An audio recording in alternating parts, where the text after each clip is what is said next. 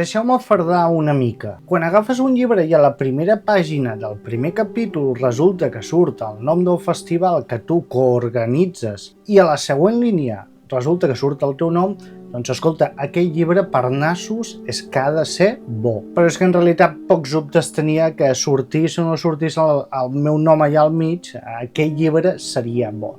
Estic parlant del nou llibre de la Tura Soler i en Jordi Grau, que es diu Sense pietat. Si recordeu, fa cosa d'un any o dos va sortir el Sense càstig, que era un llibre on la Tura Soler i en Jordi Grau repassaven alguns dels casos que havien investigat pel diari que havien quedat impunes, o sigui que no s'havia trobat el culpable d'aquells crims. El llibre La campana, de l'editorial, em va semblar molt entretingut, primer de tot perquè en Grau i la Tura tenen una gran experiència, 40-50 anys d'investigació, seguint la pista de successos de tot tipus i tenen molta experiència acumulada.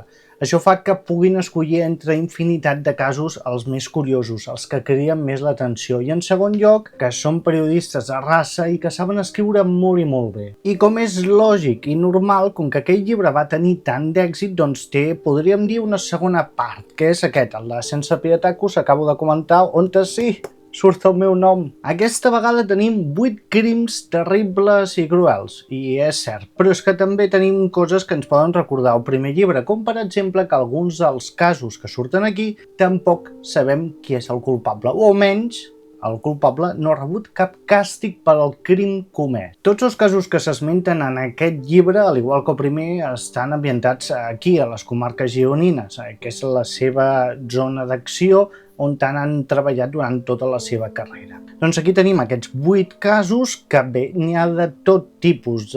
Sempre acaba amb un crim, amb un assassinat, però s'ha de dir que la varietat de tipus de crims que es cometen és bastant important. No és el típic que cada capítol és exactament el mateix que l'anterior de es comet un crim, investiguem, trobem el culpable o no trobem el culpable i s'acaba. El que diferencia la Tura i en Grau a l'hora d'escriure és això. Comparat amb altres llibres de True Crime on simplement tenim gent que ha agafat les dades dels casos i l'ha simplificat per fer una narració que sigui més o menys interessant, ells no, ells han cobert des del primer moment aquells casos i tenen informació i curiositats que en cap altre llibre pots trobar. Són llibres totalment periodístics, perquè realment ells han investigat els casos de ben a prop i és més, en molts dels casos ells tenen part de protagonisme, més directe o menys indirecte, però sempre n'acaben formant part. I també és molt curiós descobrir això, com es fa una investigació periodística, com a vegades potser has de fer una mica de trampes o ser més espavilat que els altres per ser el primer en aconseguir informació que els altres diaris també li van al darrere. A més, molts dels casos estan ambientats abans dels telèfons mòbils, abans d'internet, abans de tot això,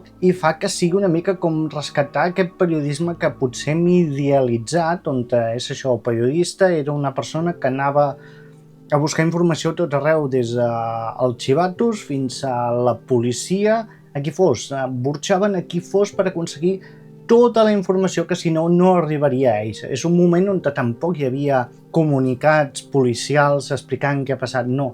Havies d'anar tu al quartelillo cada dia per intentar averiguar què es covia durant aquells dies per la zona. O sigui que si tu ets una persona que algun dia vols estudiar periodisme o et vas quedar amb les ganes d'estudiar periodisme, aquí pots veure un exemple clar de què és el treball periodístic. A banda de ser un treball periodístic magnífic, el que m'agrada més és que, saben narrar molt bé tota l'acció, t'ho acaben explicant que no diria que sembla un conte, però sí que està treballat perquè la narració sigui molt fluida i et passi molt bé. Tot i que tenen molta informació, saben com dosificar-la i mantenir l'atenció de la primera línia fins a l'última. I a més es permeten fer algunes reflexions que em semblen molt interessants. Jo sempre he dit que el que més m'agrada la Crònica Negra és que en part descobrint com ha anat evolucionant la societat. Hi ha crims dels que succeeixen aquí que actualment ja no passarien, ja fos per les condicions socials o per l'avenç de la tecnologia. És una mica d'arqueologia aquest llibre. I anem pels casos. Els casos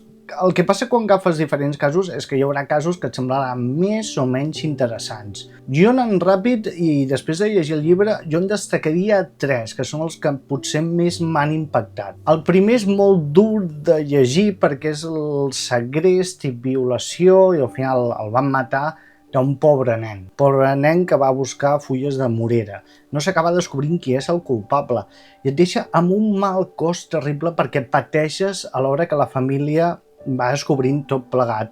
És un cas molt impactant i jo crec que per començar el llibre ja et deixa bastant en estat de xoc i et fa venir ganes de seguir llegint més casos. El segon cas que més m'ha agradat em sembla que està situat cap a la meitat del llibre. És el capítol més llarg, la història més llarga on s'explaien més. I hi ha diferents motius per fer-ho.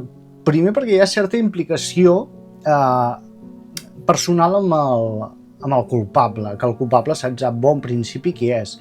I a més perquè va tenir una repercussió bastant important, perquè el culpable del fet va aparèixer a TV3 admetent que ell era el culpable i que feia una mica d'àngel venjador. Una història molt rocambolesca on també descobrim que aquesta persona està relacionada amb ells perquè havia muntat mobles de l'oficina on treballen i havien anat al col·le junts. Una història, jo us dic, que és molt rara, molt estranya, però que m'ha encantat. I jo us dic que és la més extensa de totes, però és que t'enganxa i no pots deixar de llegir-la en cap moment. I l'últim cas, que és l'últim capítol del llibre, que també m'ha impactat més que res. Un, perquè és violència masclista i és un tema que s'ha de tractar i parlar-ne i ens ajuda molt a prendre consciència el cas en particular que tracten aquí, però és que també hi ha un assumpte de disfressar-se per cometre un assassinat. O sigui, un parany molt rocambolesc, que ja veureu que us explotarà al cap, que si no fos perquè saps que realment va passar així i ells van ser testimonis de tot plegat, diries que és impossible, és una història més digna de Hollywood que no d'un llibre periodista. Però bé, em deixo molts casos que tots són molt interessants i tots tenen alguna cosa que aporten. Igual que el primer llibre, són casos d'aquí, molt propers, i sigui per edat o perquè no estem al cas de tot el que passa al nostre voltant, perquè sempre hi ha una voràgine impressionant de notícies, et sobta que tot això sigui aquí, a un pam de casa teva hagi passat tot això. I també te n'adones de la mà de crims que passen i que hi ha ocasions que no s'acaben resolent, que no s'acaba trobant el culpable. Hi ha molts casos colpidors per això, perquè hi ha una violència esfermada i és que podria ser qualsevol persona, la persona que creues pel carrer cada dia. Però en resum, un llibre de true crime molt especial. La Tura i en Jordi Grau tenen la màgia aquesta de contar històries i a més les seves històries que coneixen són molt interessants.